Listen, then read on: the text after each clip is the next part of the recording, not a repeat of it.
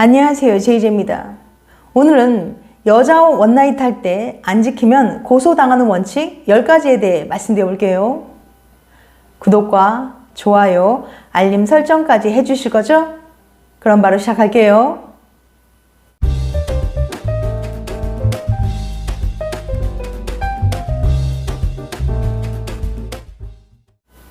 요즘에는 미혼 남녀가 결혼 전에 잠자리 하는 일은 흔한 일이 되었습니다.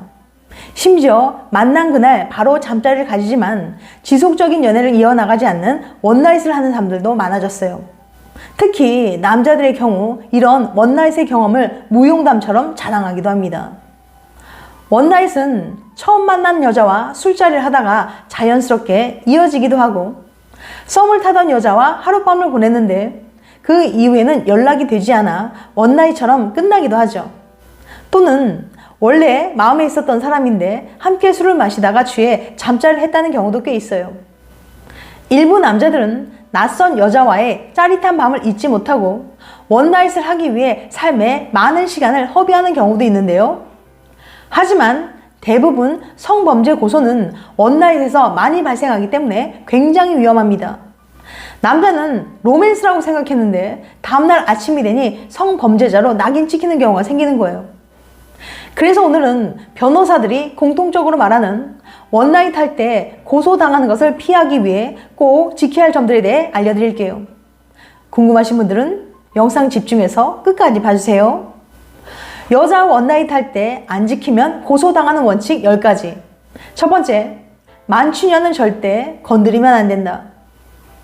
간혹 함께 술을 마시다가 만취한 여성이 스스럼 없이 스킨십을 하거나 안기는 경우가 있습니다. 스킨십이 굉장히 적극적으로 변하는 경우도 있고, 남자의 스킨십에 거부 반응 없이 잘 받아주는 거죠. 그런데 이때 기회가 왔다고 생각하면 정말 큰 오산이랍니다. 만취 상태가 진짜 위험한 이유는 그 여자의 의사를 정확하게 판단할 수 없기 때문이에요. 술이 취해서 그런 건지 아니면 정말 내가 좋아서 그런 건지 알 수가 없거든요. 가장 큰 문제는 다음날 여자가 술이 깨고 나서 이걸 당했다고 생각하는 경우가 굉장히 많다는 거예요. 특히 만취해서 블랙아웃된 경우에는 더욱 그렇게 생각하기 쉽습니다. 그래서 만취한 여성은 절대 건드리면 안 돼요.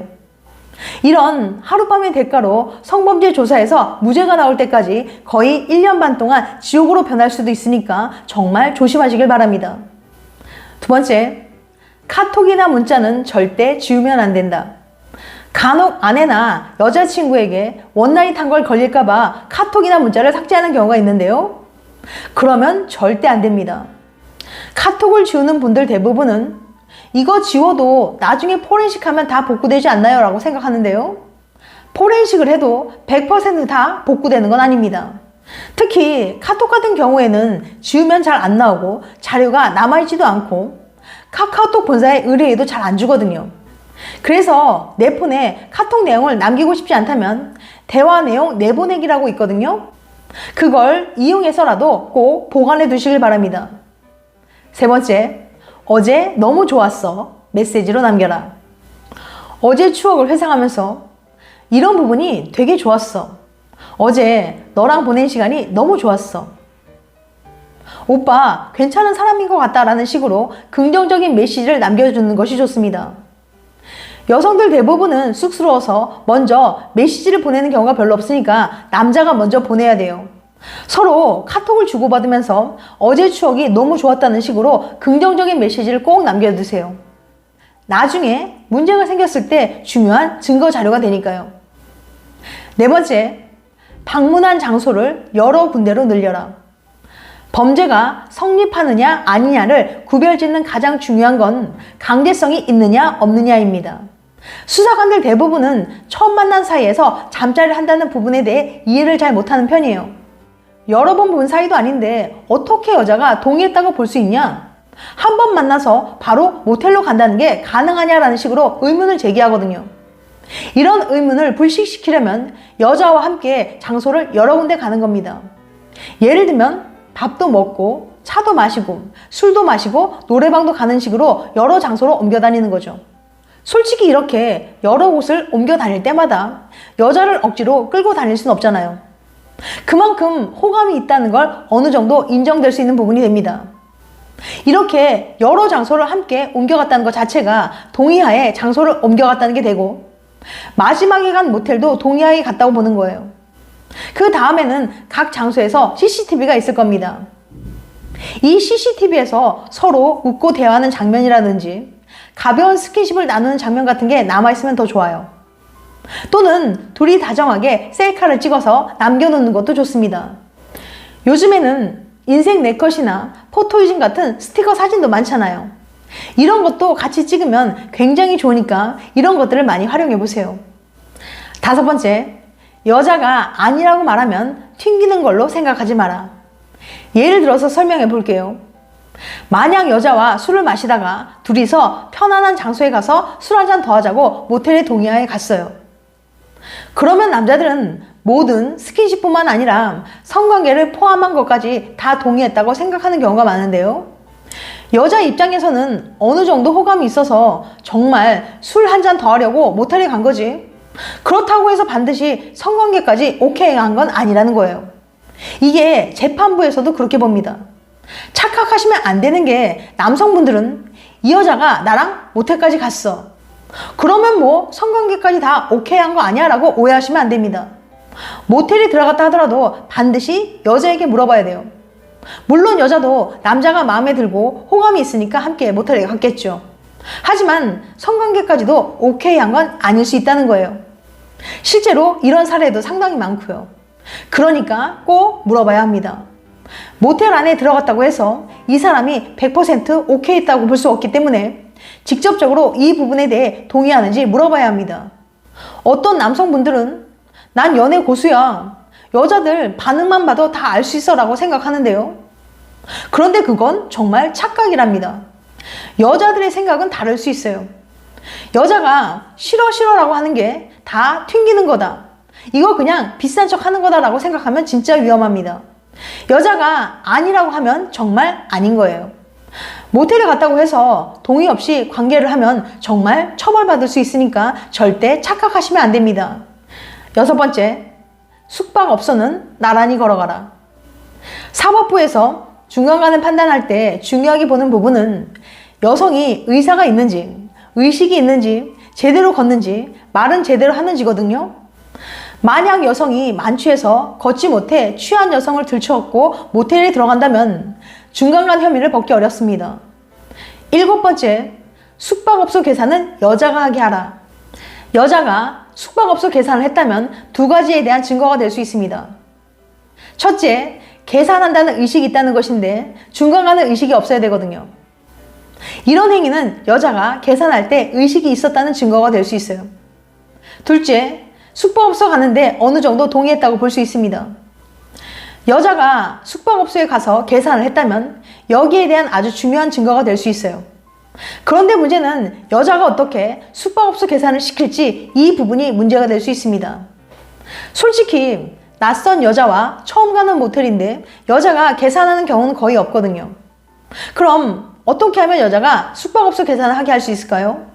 가장 좋은 방법은 만나서 여러 장소를 옮겨 다니며 밥값, 커피값, 술값, 노래방비까지 남자가 계산했다면 숙박업소 정도는 여성에게 계산하도록 자연스럽게 유도할 수 있어요. 그런데도 여자가 결제하길 꺼려한다면 신발끈이 풀어져 묶는 척 하면서 카드를 주며 여자가 대신 결제하도록 유도해보세요. 만약 여자가 절대로 숙박비를 내기 싫어한다면 미리 통장으로 돈을 계좌이체 해준 후 그녀가 카드로 결제하도록 하세요. 그냥 들떠가지고 자기가 먼저 계산하겠다고 하지 마세요. 여자에게 계산할 기회를 주세요. 8번째, 가급적 녹음을 하라. 이게 사실 좀 상당히 민감한 문제입니다. 상대방 입장에서는 이게 굉장히 불쾌할 수 있잖아요. 나한테 동의를 구하지 않고 녹음을 한다는 게 불편할 수 있습니다. 그런데 이게 남자 입장에서는 사실상 자신을 방어할 수 있는 최후의 보루라고 할 수 있어요. 실제로 이런 사례가 굉장히 많습니다. 다른 모든 증거들보다 녹음이 가장 효력이 세거든요. 그런데 주의할 점이 있는데요. 녹음을 하되 유포하거나 자랑하려고 친구들에게 들려주거나 하면 절대 안 됩니다. 이건 심각한 범죄가 될 수 있기 때문이죠. 9번째, 잠수 절대 금지. 헤어지고 나서 잘 들어갔는지 인사하고 연락하는 건 기본 매너인데도 이것을 안 하는 경우가 있습니다. 여자들이 가장 싫어하는 게 서로 마음이 통해 호감이 가서 모텔에 가서 남자랑 잠자리 했는데 다음날 눈 떴는데 남자가 말도 없이 그냥 혼자 버려두고 가버리고는 연락 두절이 되는 거예요. 이런 경우 여자 입장에서는 자신의 감정을 무시당하고 버림받았다고 느낄 수밖에 없습니다. 자신이 매우 가벼운 여자가 된 듯한 느낌을 받아 자존심에 큰 상처를 입게 되거든요. 그래서 화가 나서 고소를 진행하는 경우가 있습니다. 여자가 한을 품으면 5, 6월에도 서리가 내린다고 하잖아요. 한을 품게 하면 안 됩니다. 대부분 한번 놀아보자는 가벼운 마음으로 만나 당연히 하룻밤일 뿐이라고 생각하는 남자와 달리 원나잇을 한 여자는 혹시 이 남자가 내게 사귀자고 하지 않을까? 라고 생각하기 때문에 잠자리 후 남자가 자신에게 연락하지 않으면 자존심의 상처를 더 크게 입기도 합니다. 남자의 원나잇은 스킨십 자체가 목적이고 그 목적만 달성하고 나면 잠수 타는 행동을 하는데 절대 그렇게 하지 마세요. 10번째, 함부로 사과하지 않는다. 요즘은 고소도 그냥 안 합니다. 변호사의 코치를 받는 경우가 많아요. 그래서 장문의 카톡이 이렇게 오는 경우가 있죠. 평소엔 오빠 나 너무 힘들어 라고 하면서 애교 섞인 말로 얘기하는데 갑자기 정제된 말로 장문의 카톡이 오는 거예요. 그러면서 사과를 집요하게 요구합니다. 사과하면 내가 용서해 주겠다는 식으로 뉘앙스를 계속 풍긴다면 절대 사과하시면 안 됩니다. 이런 경우 변호사의 코치를 받고 있을 가능성이 매우 높거든요. 그런데 문제는 대부분의 남자들은 이런 상황에 맞닥뜨리면 일단 피하고 모면하고 싶어 합니다. 그래서 일단 여자에게 미안하다고 하고 마는데 그렇게 하면 안 된다는 거죠. 이러한 사과가 유죄의 결정적인 증거가 될 수 있습니다. 지금까지 여자와 원나잇 할 때 안 지키면 고소당하는 원칙 10가지에 대해 말씀드렸어요. 다시 한번 요약해드리면 여자와 원나잇 할 때 안 지키면 고소당하는 원칙 10가지. 첫 번째, 만취녀는 절대 건드리면 안 된다. 둘째, 카톡이나 문자는 절대 지우면 안 된다. 세 번째, 어제 너무 좋았어 메시지로 남겨라. 네 번째, 방문한 장소를 여러 군데로 늘려라. 다섯 번째, 여자가 아니라고 말하면 튕기는 걸로 생각하지 마라. 여섯 번째, 숙박업소는 나란히 걸어가라. 일곱 번째, 숙박업소 계산은 여자가 하게 하라. 여덟 번째, 가급적 녹음을 하라. 아홉 번째, 잠수 절대 금지. 열 번째, 함부로 사과하지 마라. 다음엔 더 재밌고 유익한 영상으로 찾아뵐게요. 끝까지 시청해줘서 감사합니다. 다음에 또 봬요. 안녕.